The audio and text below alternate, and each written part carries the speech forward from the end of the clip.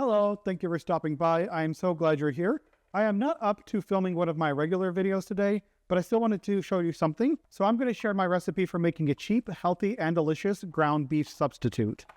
Starting with half a pound of mushrooms, and I am chopping these finely in the food processor. And you can do these as finely or as roughly as you like. It's just personal preference. But the more finely you dice them, the easier it will be to sneak them past picky eaters who might not realize that they're eating vegetables. Next, I have one eggplant that was peeled and chopped, and I'm just going to dice this up in the food processor as well. Now, you might be noticing a theme.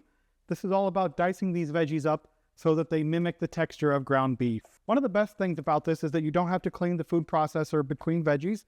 They're all going to the same place.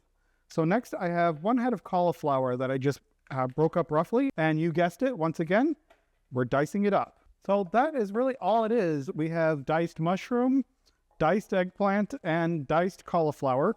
Then you mix this all together until it is evenly dispersed. And you can use this almost anywhere you would use ground beef, either as a substitute or as a way to stretch existing ground beef a little bit further. It's a great way to eat more veggies and save some money. The average cost of ingredients for this bowl was $2.76 a pound.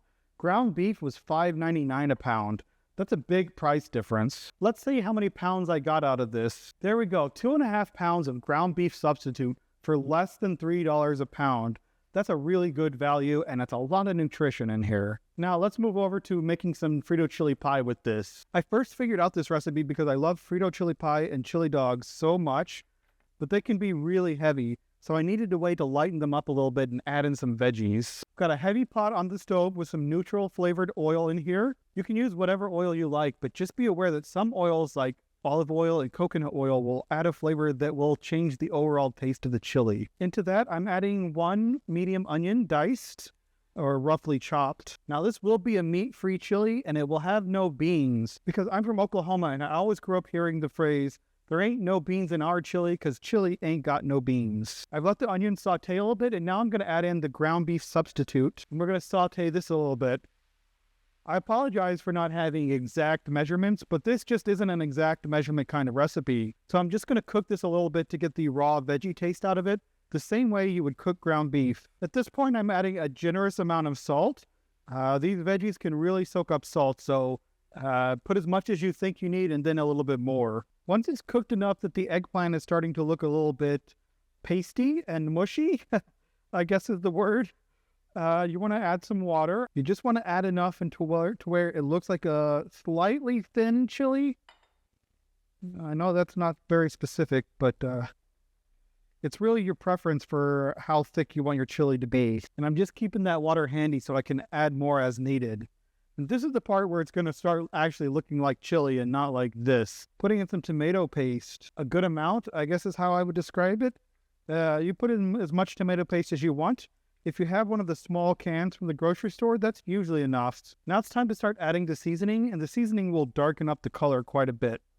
The good thing about this being veggies is that you can taste it as you go and don't have to worry about raw meat. Starting with another hefty amount of salt, adding in a good chunk of garlic powder, quite a bit of pepper. I learned to cook this from my mother, and she just sort of cooked with her heart. We'll mix that around a bit and check the flavor again. Next, to add some depth of flavor and make it taste beefier, I'm using beef bouillon.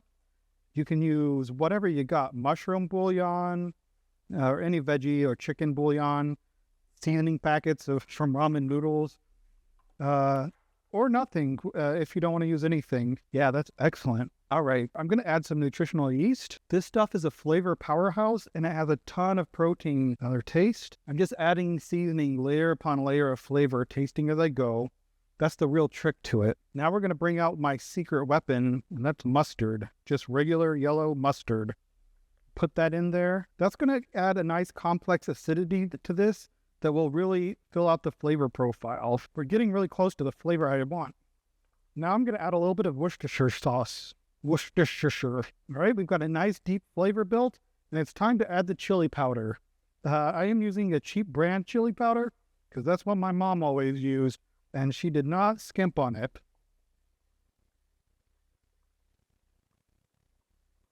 I use a little less than half a bottle for a pot of chili. My mom would use closer to the whole bottle. Taste it and see where we're at. Man, that's good.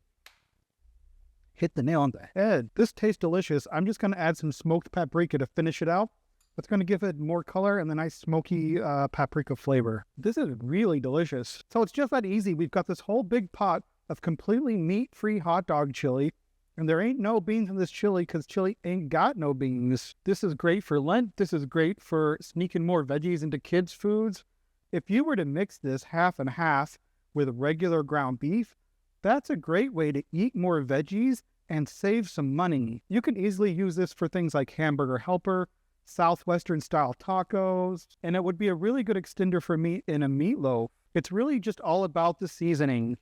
Now, this is an old family trick is when we make chili dogs, we cook the hot dogs in the chili. So I put that pack of hot dogs in there. You could use vegan dogs. You could use carrots if you were so inclined. Or you could just use this for a Frito chili pie or whatever you wanted. I'm going to cook this for about 10 minutes covered, let everything stew together, and it'll be ready to eat. So there we go, a chili cheese dog and Frito chili pie. Cheaper and healthier, but still delicious. If you want to take the meat-free options at your cookout to the next level, this recipe might be for you. I'm going to dig in and enjoy this. Thank you so much for watching, and I will see you in the future.